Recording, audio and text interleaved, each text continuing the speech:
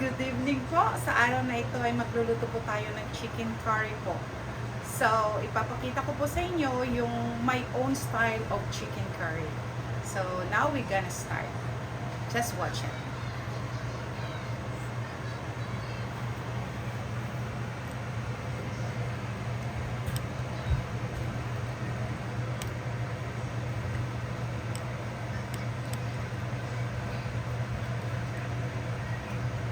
Guys, painitin po natin muna yung ating pan. Yan po, napainit po natin yung pan natin po.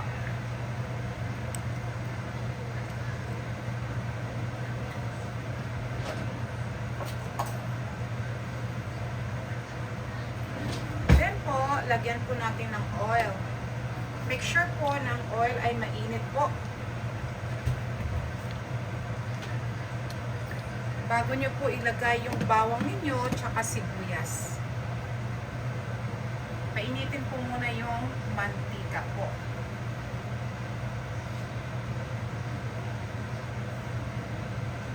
So habang nag-iinit po yan ng mantika, ipapakita ko po sa inyo ang chicken po na minarinate ko po ng 1 hour po. Yan po. Marinated na po yan ang chicken.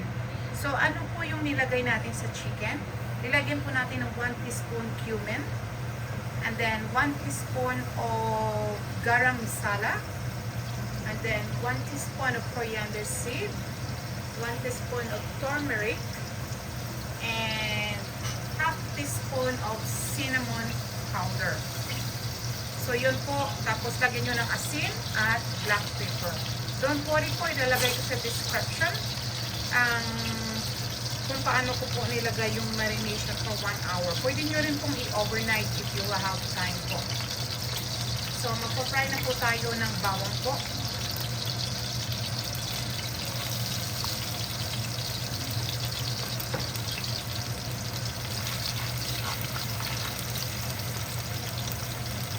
So, make sure po na i-brown nyo ang bawang para ang aroma nito ng bawang ay maamoy nyo po.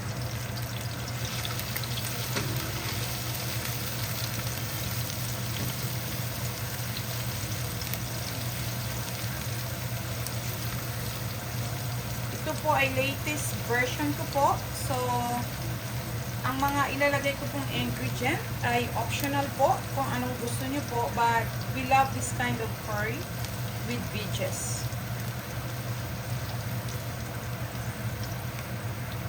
Tapos, lagyan din po natin siya ng ginger.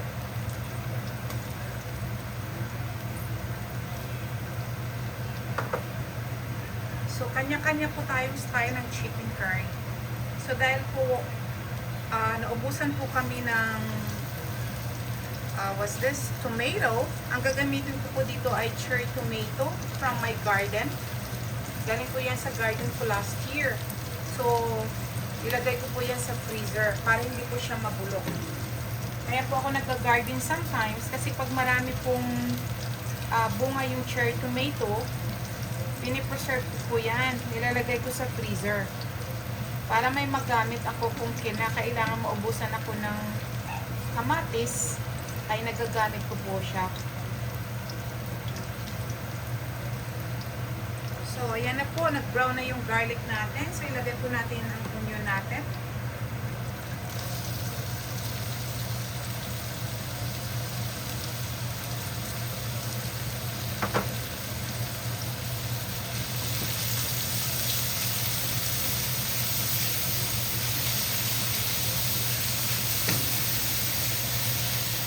Yan po, nakikita nyo po, no? Habang ginagawa po natin yan, ilagay po natin ang ating bell pepper po. Gamitin na lang natin yung sandok na to. Ayan po sinet aside ko doon sa kabila po yung ating garlic. Saka onion po. Lulutuin ko lang po to Ito po yung ating bell pepper po.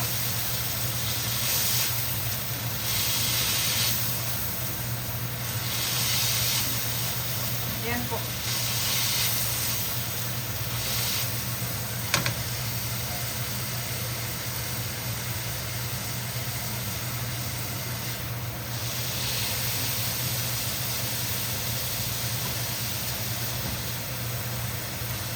Naka-high five po tayo, high five.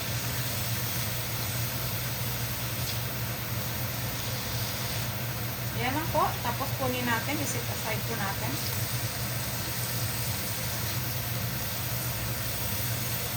Ang mga ilalagay ko pong ingredients po, sabi ko kanina, optional po yan ha. Kung ayaw nyo pong ilagay po, huwag nyo ilagay. Kasi ito po yung nilalagay namin dahil gusto namin po.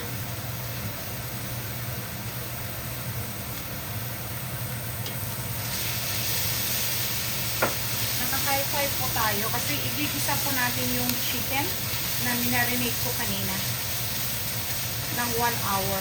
Mas maganda po i-marinate nyo ng overnight kung may time po kayo. Lagay po natin yung chicken. Naka-high five po tayo.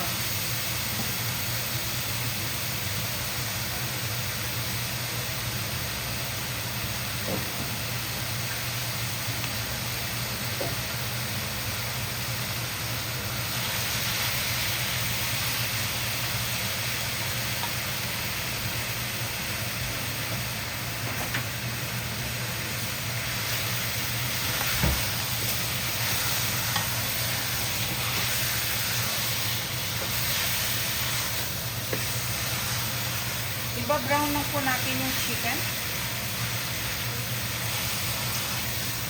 Isa lang po natin para po yung pumasok po yung lasa po ng marinade natin kanina saka chicken po. So, continue lang po tayo. High fire po siya. Tapos lagyan na rin po natin ng black pepper again. Naka-marinate na po yan kanina ng black pepper, but I love to put some black pepper and also a salt.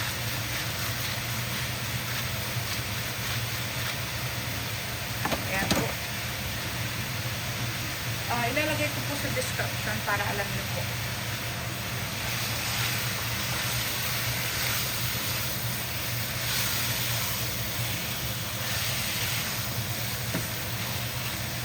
Ganyan na po, oh, nag-isa na siya. Yan, nag-isa na po siya. I-lower nyo na lang po yung hanggang medium heat. Yan po medium heat po yan. So, magmamantika po yung skin ng chicken. So, medium heat nyo po.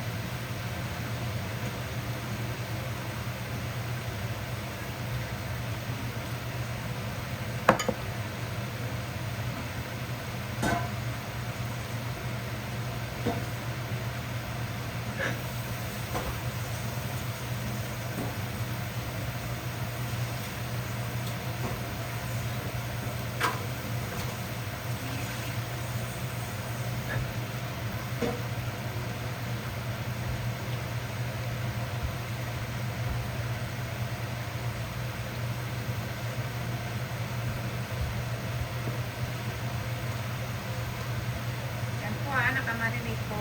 Ang chicken natin po ay naka-fry. Yan. Hindi po ako naglalagay ng maraming mantika. Kasi may mantika po yung chicken. Ang chicken po, ang skin ng chicken, nagmamantika po yan. So, i-low fire nyo na lang po. Tapos kung gusto nyo pong takpan nyo po. Pero sa akin kasi, binabrown ko muna ang chicken bago ko takpan. Yan, binabrown ko muna yan. Naka-medium heat ha. Hindi po yan naka-high, medium lang po yan. Kasi kukunin po natin yung mantika sa skin ng chicken. So, ito po yung sinasabi ko kanina na naubusan kami ng kamatis. Ang ginagawa ko po ay cherry tomato. Ito po yung cherry tomato na ito ay galing sa garden ko last year. So, naka-frozen po yan. Yan, oh. frozen siya. So, lagay na lang po natin.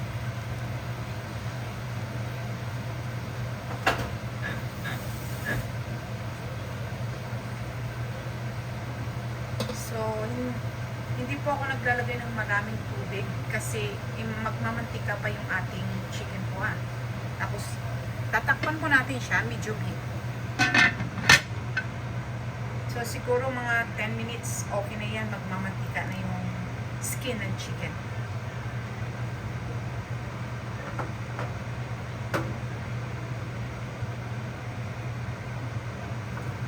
Medium heat lang po ha, huwag i-high-fi. Kanina high-fi tayo. So, medium natin siya nung ilagay na natin yung chicken. Para yung mantika ng skin ng chicken ay siyang magluluto at magigisa.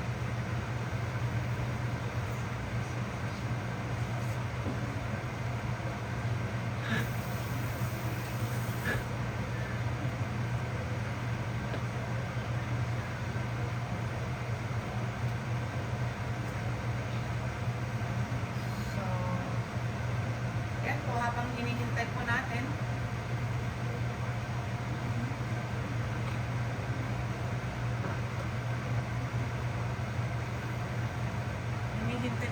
siya.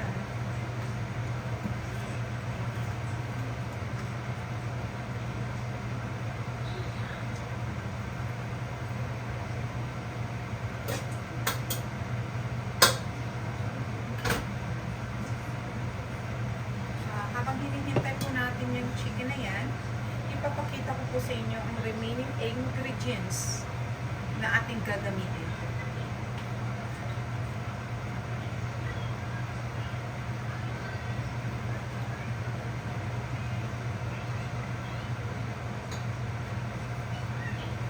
So yung curry chicken ko po ay kakaiba. Sa iba po yung aking ang akin pong ingredients po.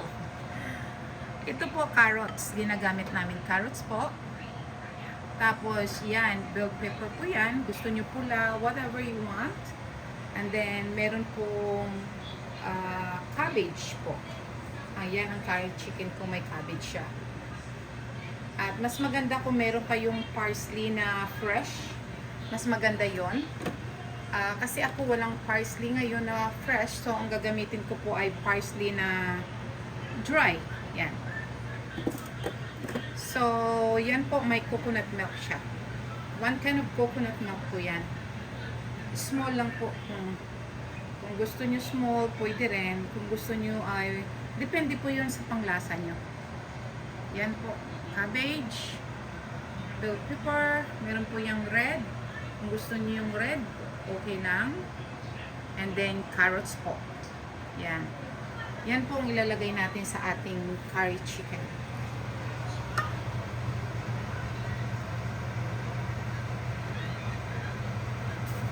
Tingnan po natin.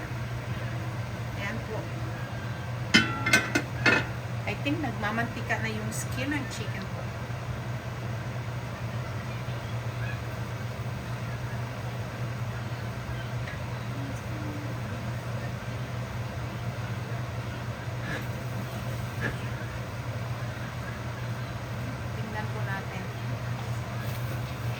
Nagmamantika na po, oh. Nakikita nyo po yung mantika. Yan, ang chicken po, ang skin po niya yung nagmamantika na. So, konti lang po ang ilagay nyo maggisa kayo. Mga 1 tablespoon siguro na nga to? Mga oil. Yan po, oh. Nagmamantika na siya. Sometimes kasi po ang niluluto kong curry chicken ay whole chicken. Pero wala po tayo niyan ngayon. Ito po yung binabarbecue namin. Ito na lang pong ginamit ko. Yung chicken po na wings tsaka drumstick. Binabarbecue lang po namin yan kasi nga merong skin. Naubusan po tayo ng whole chicken. So, yan na lang po ang pampalit. Kahit na may mantika po siya, okay na yun. It's a cheat day today. Cheat day for food. Yan. So, hindi po kami gumagamit, pero once a month na may skin ang chicken, okay lang yan. Walang problema doon.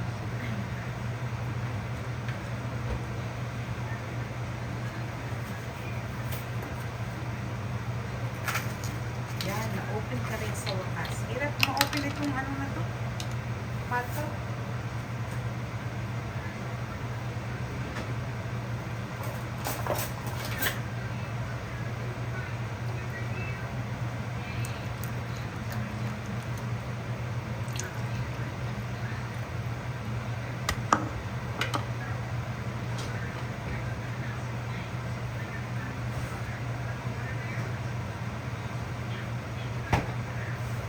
Ibuksan natin ulit.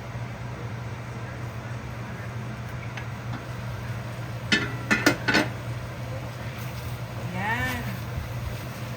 Ikita niyo na po. Mantika niya. Ang ganda pong tingnan, ano? Ang ganda ng kulay. I love it.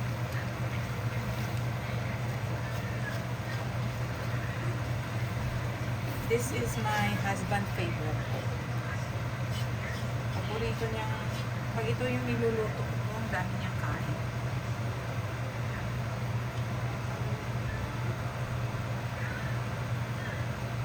Yan.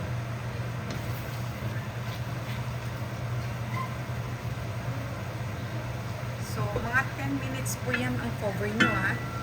Tapos i-check nyo, baka kasi masunog. Kasi naka-medium heat kayo. So, i-check mo siya. So, pag i-fry mo muna hanggang mga 10 minutes na fry na ganyan. Huwag mo munang lagyan ng anything. Okay? So, frying lang muna siya for 10 minutes. Tapos, after ng 10 minutes, pag na-fry nyo na po, na nakikita nyo na yung nag-oil na yung chicken, lagyan nyo ng chicken broth na 1 cup of chicken broth.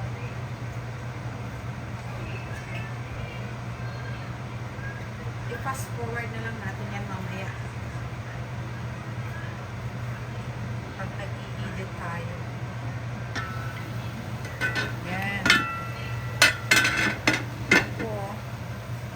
Yan ang kulay ng inyong chicken curry.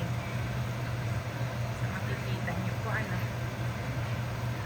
Yan po siya.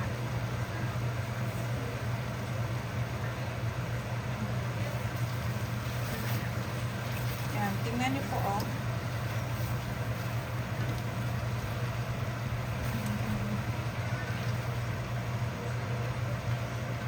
Yan po, nag-ano siya po, nagpa-fry pa rin siya.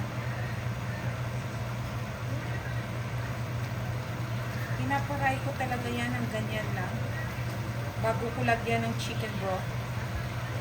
Para yung lasa ba, manuot yung mga cumin, garam masala na nilagay natin kanina, yung turmeric, tapos ito. Kaya dinamihan ko na yung pagluto. Para kahit hindi man nila maubos, at least may natira, kainin nila.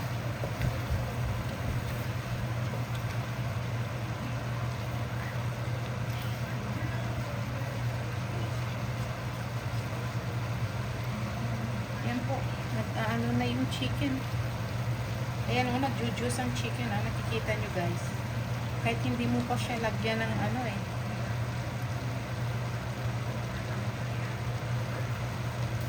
So, lagyan po natin ng 1 cup of chicken broth. Yan po o. Chicken broth na 1 cup. 1 cup po yan ng chicken broth. Gusto ko kasi na i-ano para i-fry ko siya talaga ng patagal. Bago ko lagyan ng chicken broth. Mas masarap kasi pag fry talaga siya, no? Nanunuot yung lasa ng chicken. Anong mga spices na inilagay natin. Nanunuot sa chicken. So, kung hindi kayo nagmamadali, mas maganda. Kasi, i-fry mo siya ng i-fry. Yan. Saka mo siya lagyan ng chicken broth mamaya. Ayoko po siyang madaliin kasi mas masarap pa. Na-fry talaga siya. Hayaan na muna natin siya dyan.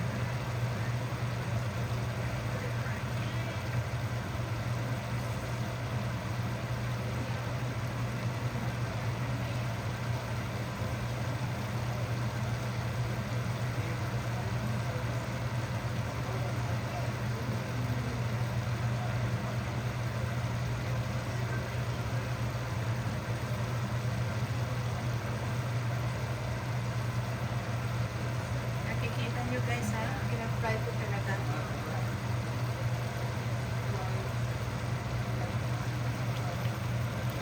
Nag-juice na kasi siya oh. Nakikita nyo guys ang juice. Kahit hindi mo lagyan siya ng tubig ano, or chicken broth. Pero lagyan mo siya kasi may bone tayo. May ginamit tayong bone na chicken.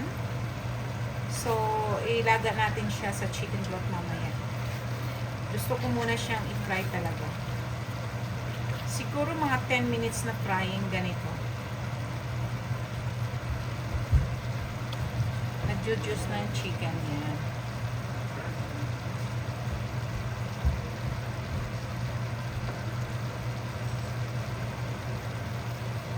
Hindi pa natin nalagyan ng ano, ng chicken broth, pero may tubig na yung chicken ano. Kasi nga doon sa tomato na nilagay natin kanina sa ano. Tsaka yung skin ng chicken. Pero lagyan natin siya kasi ginamit natin ay may bone na chicken. Pagkatapos maluto niyan, ilagay nyo ang natitira nyo pang ingredients. Katulad ng bell pepper, tsaka yung repolyo po, yung cabbage.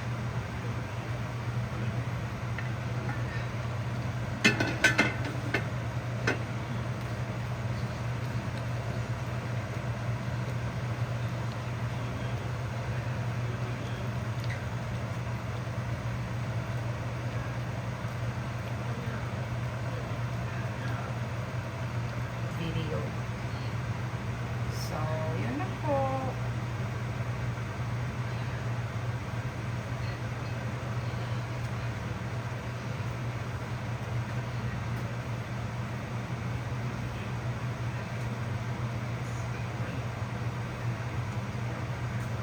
So, baka po ma-board kayo. Kailangan tapusin ko siya. Ayan po. Gaya ng sabi ko po kanina sa inyo, pag luto na po yung chicken ninyo, pwede po ninyong ilagay ito, bell pepper dyan. Tsaka ito po yung carrots. Yung carrots. Nalagay ko na pala yung carrots, ang cabbage. Yan. Yan po, cabbage po yan. Pag luto na po yung chicken, saka ninyo ilagay. Kasi hindi maganda po yung na-overcook yung ano, yung repolyo po, yung cabbage po.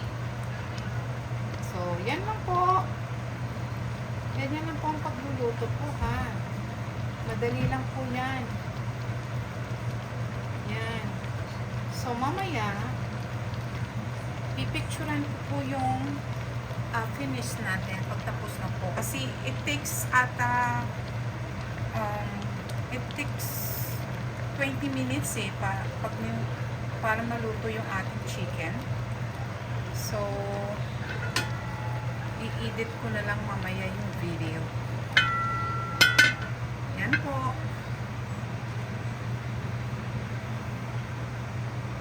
So, maraming salamat po sa inyong panunood po.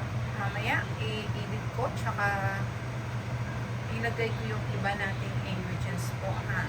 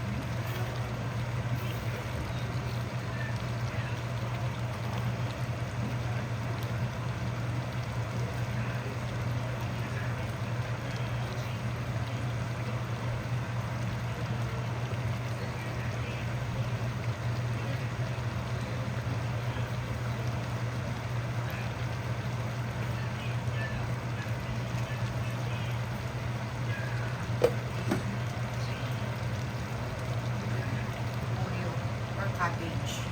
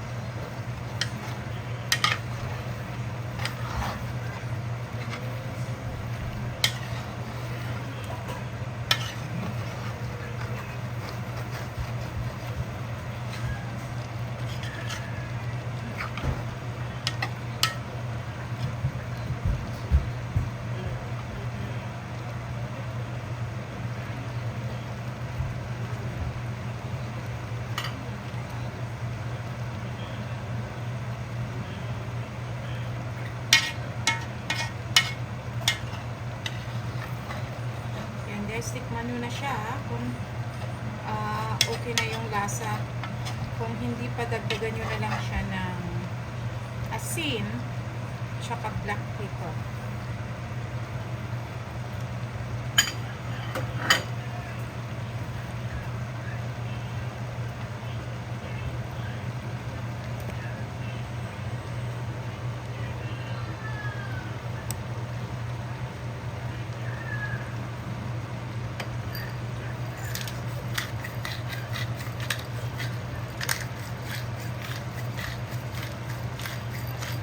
Black pepper po yan guys, tsaka asin.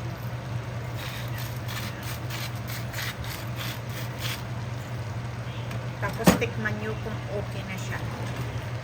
Timplahan nyo.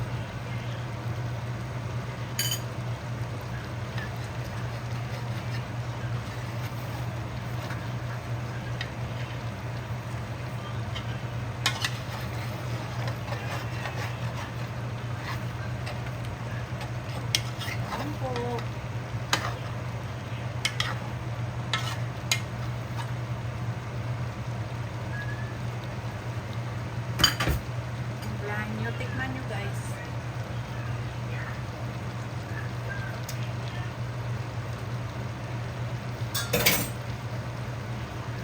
Oh my goodness, it's so delicious. Lagyan nyo na po to guys. Pwede nyo rin ilagay yung red pepper. That's it. That's our chicken curry. That's the version of Ali Philcon Vlog. Yan guys, oh. Luto na siya. Pwede na natin siyang anuhin. Patayin ang apoy po. Yan po. Luto na yan.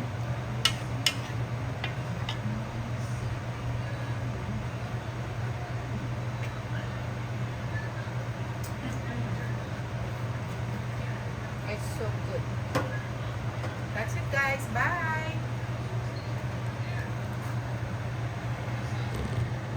Bye guys. That's it. My chicken version of chicken curry. Bye. Thank you.